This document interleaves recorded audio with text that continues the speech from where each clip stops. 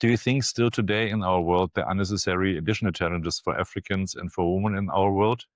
What would you like others to understand more about these challenges, and how do we bridge a better understanding? Yeah, I mean, absolutely. I think that, you made a comment about electricity. And thank goodness we have electricity. And I think so some of these things are just infrastructural issues that Mm, Africans have to deal with.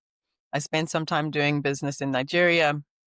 Same thing, almost every day the electricity would turn off at some point at the time that I was there. And it was just a given that this would mm, happen. So we have and I now sit, I'm sitting in Silicon Valley right now, and I can't remember a time where we've haven't had an unplanned outage, and if it has ever happened, it's been resolved very quickly with really good communication.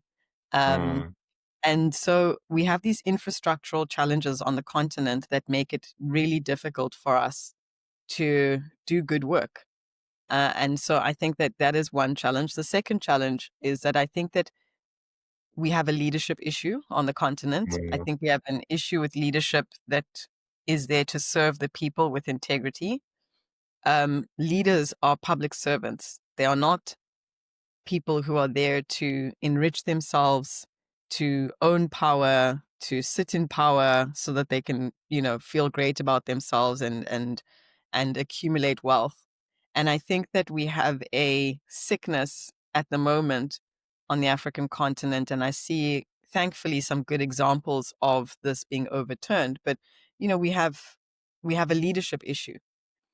And then for women, I think that the challenge as an African woman is, of course, all of these things that we face as Africans. But on top of that, I sometimes feel that women, we've been sold a very dangerous and unfair story that you mm. can compete with, and compete is part of the lie, because we're not competing, but that you should compete is some of the lie with Yeah, men in business and at work, while still needing to keep all of the responsibilities that women and that mothers had prior to it being commonplace yeah, to work, to build businesses and all of that. And so I think that the challenge is that we're doing this without the additional support and support networks that help to facilitate that, and without mm, compensating with some additional sharing of responsibility.